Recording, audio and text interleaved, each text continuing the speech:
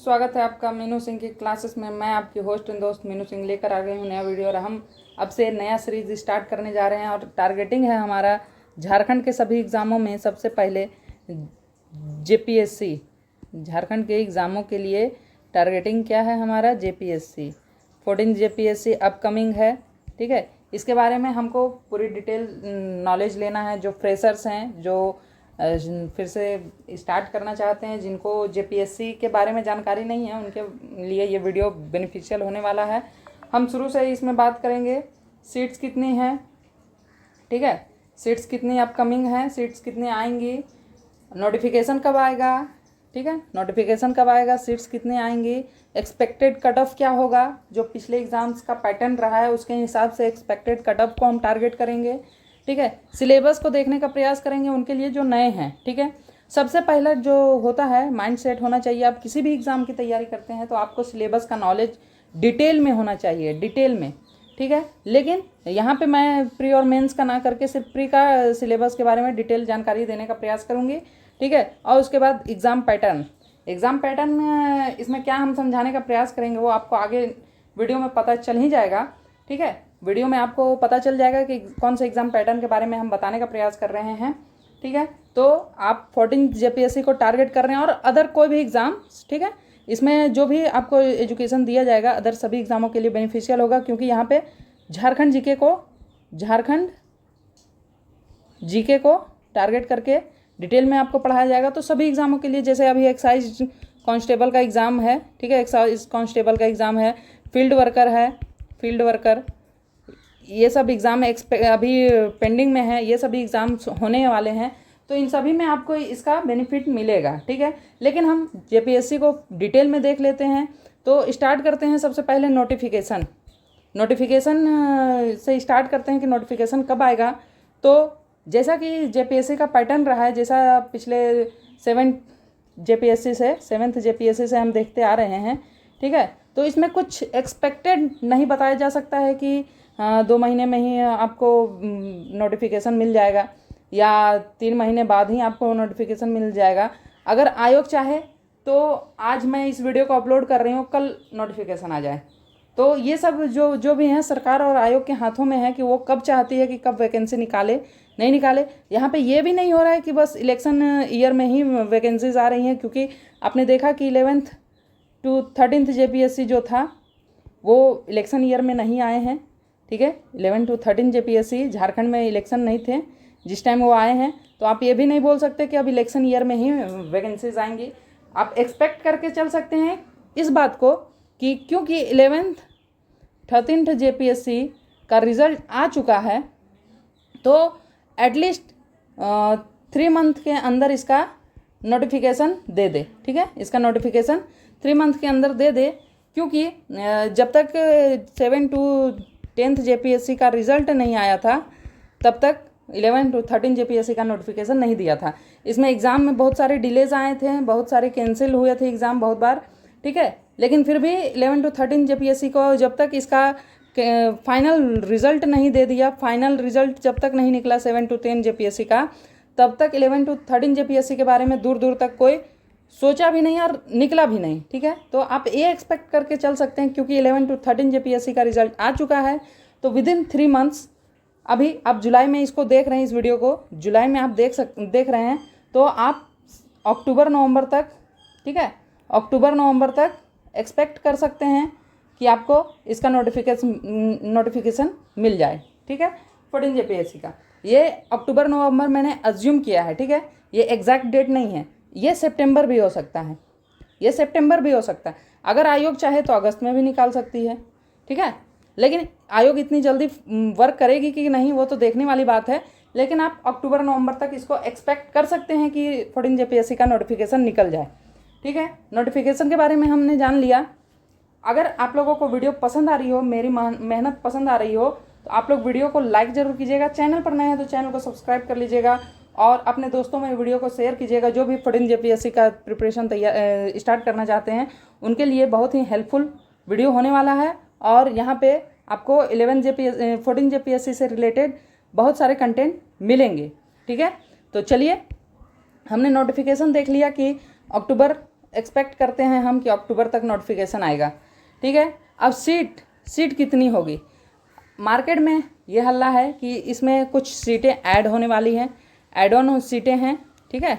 Add on सीटें हैं जो अब तक निकलती आई हैं, उससे अलग डिपार्टमेंट की सीटें इसमें ऐड होने वाली हैं जेपीएससी में, ठीक है। आयोग कुछ सीटें इसमें बढ़ाने वाला है, अलग अलग डिपार्टमेंट की सीटें ऐड करने वाला है, जो आपका गेजेटेड लेवल का वैकेंसी है जेपीएससी, इसमें आपको कुछ सीटें नई देखने को मिल सकती हैं।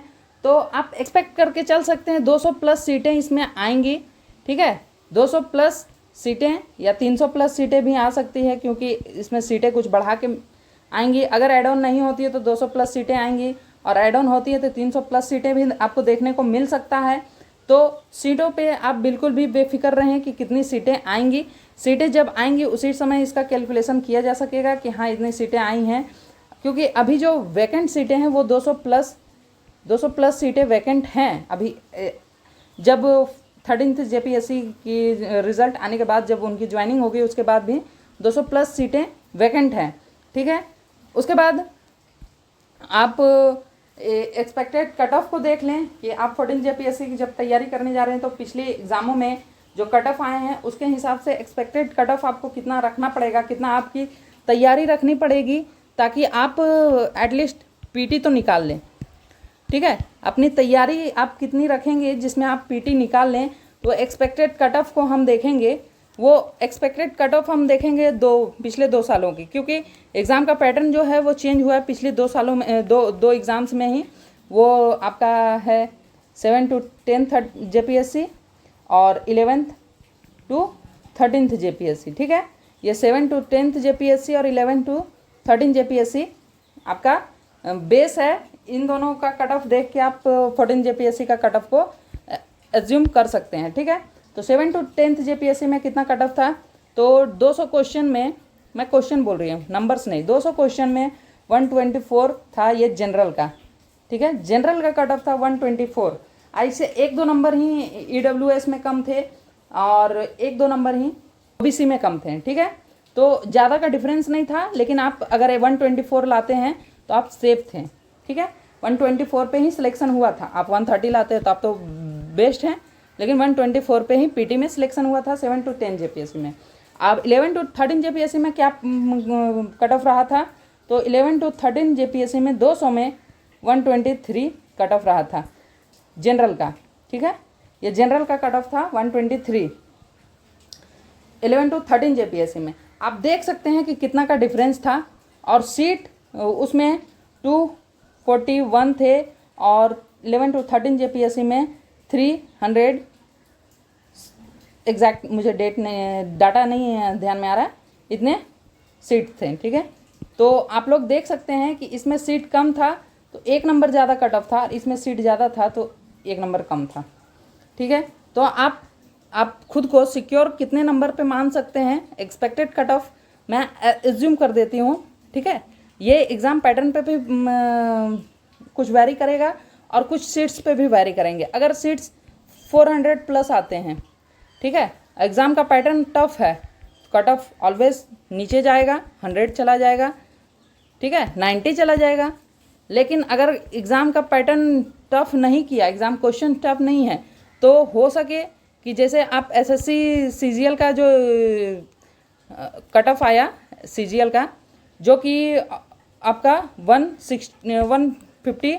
160 प्लस था शायद, ठीक है। तो ये क्या था, एग्ज़ाम के क्वेश्चन के लेवल पर ये कट ऑफ गया था। 200 क्वेश्चन में 160 क्वेश्चन कट ऑफ जाना, नंबर्स कट ऑफ जाना, ये एग्ज़ाम के पैटर्न पे ही गया था, ठीक है। तो वैसा ही आप एक्सपेक्ट कर सकते हैं, लेकिन आप सिक्योर कितने में हैं, तो आप 125 एटलीस्ट अपने आप को टारगेट करके चलिए कि 125 मैं 200 में से बनाऊँ ही बनाऊँ, और इसको जितना ज़्यादा इंक्रीज़ कर सकें, जो आप 130 कर लें या 140 कर लें, वो आपके लिए बेनिफिशियल है, ठीक है। क्योंकि अभी आपका नोटिफिकेशन आया नहीं है, अभी आपके पास बहुत सारे समय है, ठीक है, अभी आपके पास बहुत सारा समय है। तो ये आपके लिए बेनिफिशियल है कि आप कितना अपने आप को इम्प्रूव कर पाते हैं, कितना आप प्रैक्टिस कर पाते हैं, कितना पीटी में आप नंबर्स उठा पाते हैं। क्योंकि आप पीटी जब तक क्वालिफाई नहीं कीजिएगा तब तक मेंस का कोई मतलब ही नहीं बनता है, ठीक है। मेंस का कोई भी मतलब नहीं बनता है जब तक आप पीटी क्वालिफाई नहीं करते हैं। आपने पीटी क्वालिफाई कर लिया, मेंस में आप 1000 में कितना नंबर्स लाते हैं वो आप पीटी क्वालिफाई करने के बाद देखते हैं, ना कि पीटी क्वालिफाई करने से। आपको बातें समझ में आ गई कि मैंने क्या बताया, ठीक है। चलिए अब आगे देखते हैं। एक्सपेक्टेड कट ऑफ हो गया। अब सिलेबस इसमें क्या है, अब इसमें सिलेबस हम देखते हैं। तो इसमें सिलेबस क्या है, तो सिलेबस आपको मालूम है कि 2 पेपर होते हैं, पेपर 1, पेपर 2। पेपर 2 क्या है, झारखंड। झारखंड में कितने सवाल हैं, 100 क्वेश्चन हैं, ठीक है।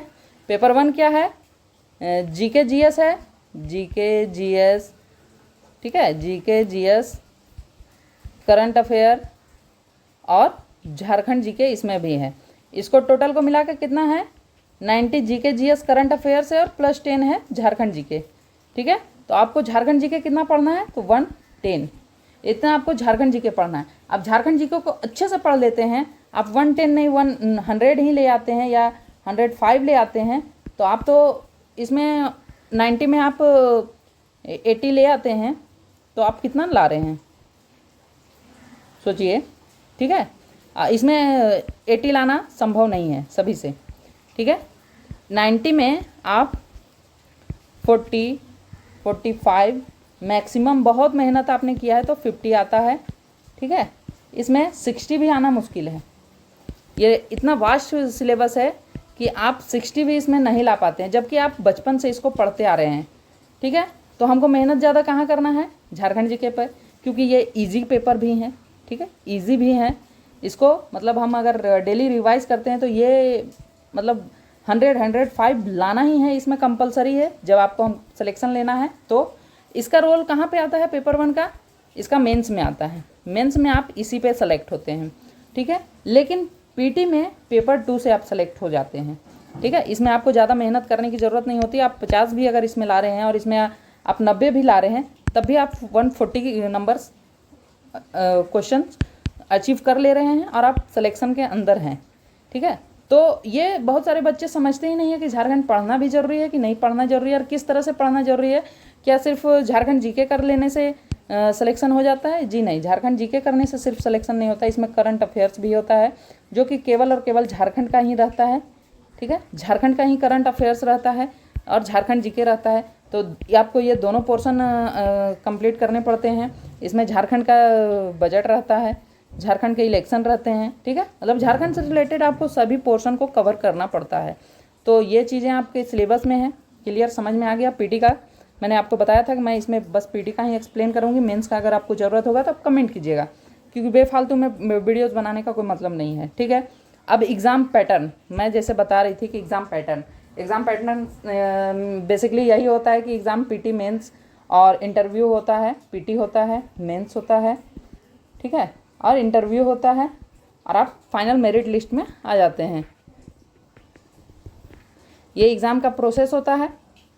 लेकिन मैं एग्ज़ाम पैटर्न के बारे में, उस एग्ज़ाम पैटर्न के बारे में बता रही हूँ जो कि कभी एग्ज़ाम पोस्टपोन होता है, ठीक है, पोस्टपोन्ड, कभी एग्ज़ाम कैंसिल होता है। मैं इस पैटर्न के बारे में बता रही हूँ। कभी एग्ज़ाम का नोटिफिकेशन ही नहीं आता है, ठीक है, नोटिफिकेशन ही नहीं आता है। कभी एग्ज़ाम करवाने के लिए आपको धरना करना पड़ता है, आंदोलन करना पड़ता है।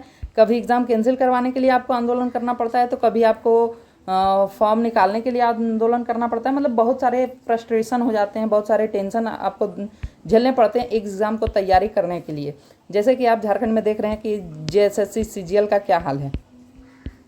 CGL वाले बच्चे 10 साल से लगे हुए हैं उसको एग्ज़ाम को सही तरीके से करवाने के लिए, ठीक है।